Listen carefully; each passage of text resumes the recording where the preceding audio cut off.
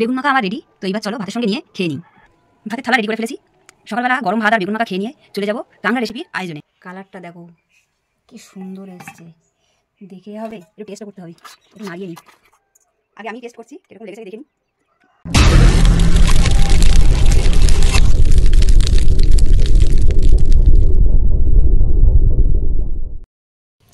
বাড়ির গাছের বেগুন কত খাবো, তো ভাজা খেতে ভাল লাগে না, সেই কারণে আজকে পোড়া করছি।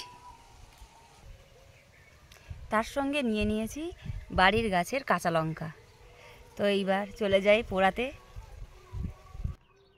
এই দেখো কত বেগুন, ভাজা তরকারি কত খাবো, আর ভালো লাগছে না, তাই চলে গেলাম আজকে পোড়াতে। বেগুন পোড়া, গরম ভাত সকালবেলা।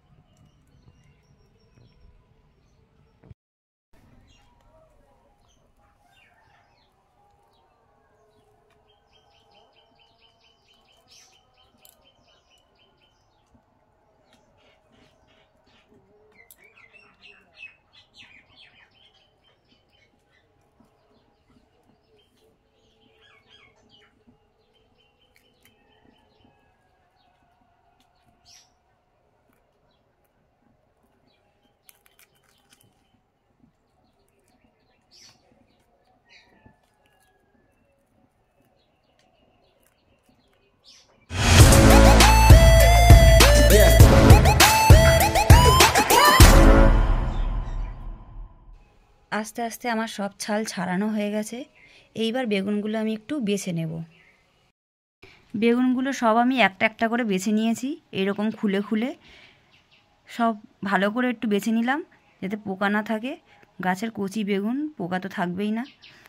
তো যাই হোক, আর হচ্ছে এই পাশে দেখো পেঁয়াজ, লঙ্কা, ধনেপাতা কেটে রেখেছি, এইগুলো দিয়ে মাখা করব, আর সঙ্গে থাকবে নুন আর তেল। ধনেপাতা গাছের অবস্থা দেখো, ফুল হয়ে একটাও পাতা ভালো পাচ্ছি না। একটু তো ধনেপাতা দরকারই ছিল, বেগুন মাখার সঙ্গে ধনেপাতা এত দারুণ লাগে, তো তোমাদেরকে কি বলবো। শেষমেশ খুঁজে খুঁজে এইটুকুনি ধনেপাতা পেয়েছি, তো এটা দিয়েই মাখা করতে হবে। চলো এবার মাখা করতে যাই। বেগুন মাখা আমার রেডি। তো এইবার চলো ভাতের সঙ্গে নিয়ে খেয়ে নিই। ভাতের থালা রেডি করে ফেলেছি। সকালবেলা গরম ভাত আর বেগুন মাখা খেয়ে নিয়ে চলে যাব কাংড়া রেসিপির আয়োজনে। তো খাওয়ার পর দেখা হচ্ছে। মশলা রেডি। আমি নিয়ে নিয়েছি আদা বাটা, রসুন বাটা, কাঁচা লঙ্কা বাটা, শুকনো লঙ্কা বাটা, পেঁয়াজ বাটা, জিরে মরিচ বাটা, একটু গোটা গরম মশলা, তেজপাতা আর ধনে গুঁড়ো, সঙ্গে থাকলো গরম মশলা অল্প করে। তো এবার মেন আইটেমে যাব আমরা কাংড়ার কাছে। তো চলো। সুন্দরবনে বাস করি, কাঁকড়া খাবো না তাই কখনো হয়? তাই বাজারে যাওয়ার আগেই, বাড়ি আমার তো ধরতেই ভয় করছে, বাজারে যাওয়ার আগেই নিয়ে নিলাম এই কাঁকড়া এক ব্যাপারীর কাছ থেকে। তো এটা হচ্ছে আমাদের পাশেই যে নদী, সেই নদীর কাঁকড়া।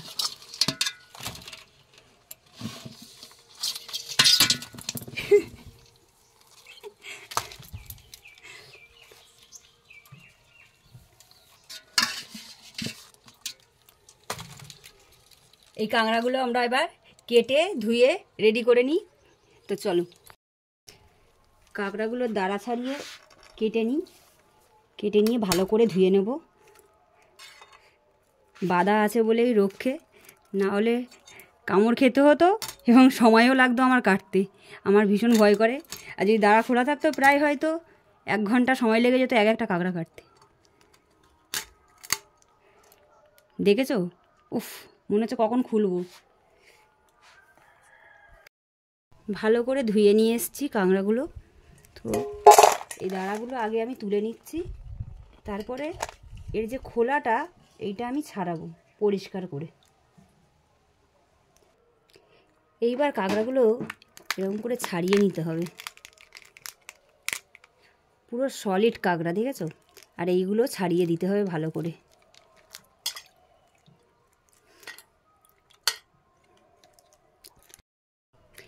এইভাবে সব কাঁকড়াগুলো আমি একে একে এইরকমভাবেই ছাড়িয়ে নেব।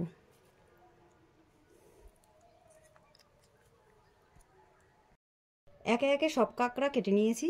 এইবার কাঁকড়াগুলো হালকা করে ভেজে নেব।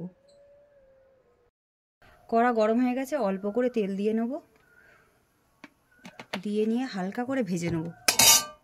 অনেকে ভাজে না, কিন্তু আমি একটু ভেজে নিচ্ছি, আমার যেহেতু গ্যাস গ্যাস করে তাই। আর অল্প করে নুন দিয়ে নাড়িয়ে নেব।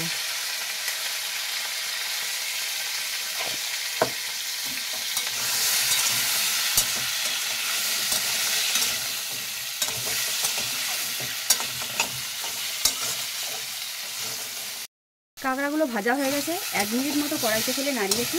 এইবার এতে সব মশলাগুলো মিশিয়ে নেব। একে একে সব মশলাগুলো দিয়ে দেবো। জিরে মরিচ বাটা, পেঁয়াজ বাটা, আদা রসুন বাটা, গোটা গরম মশলা, আর এই কাঁচা লঙ্কা আর শুকনো লঙ্কা বাটা।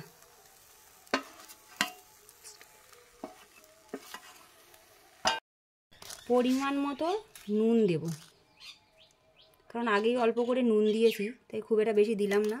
কম হলে মাখিয়ে খেয়ে নেবো, কিন্তু বেশি হলে ভালো লাগবে না। আর পরিমাণ মতো একটু বেশি তেল দেবো।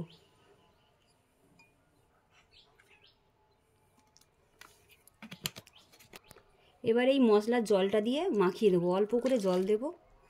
দিয়ে এটা মাখিয়ে আমরা টিফিন বাটিতে করে ভাপাতে দেব। অল্প করে মিশিয়ে নিয়েছি। এরপরে অল্প করে হলুদ দেব, দিয়ে তার উপর একটুখানি গরম মশলা ছড়িয়ে আর একটু মিশিয়ে নিয়ে আমরা টিফিন বাটিতে দেবো। এগুলো টিফিন বাটিতে সাজিয়ে নিয়েছি, তো এটা এবার চাপা দিয়ে দেবো। চলো এবার উনুনের ধারে। কড়াইতে জল নিয়ে নিয়েছি, এবার এটা একটু গরম করতে দেব। একটু গরম হয়ে যাক ততক্ষণ। জল গরম হয়ে গেছে, এইবার টিফিন বাটিটা বসিয়ে দেবো। বসিয়ে দিয়ে এই নোড়াটা আমি চাপিয়ে দিলাম। তো এটা এবার 20 মিনিট রাখতে হবে। দেখা হচ্ছে 20 মিনিট পর।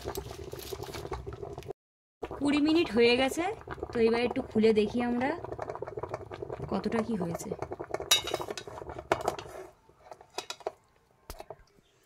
এবার খুলে দেখি।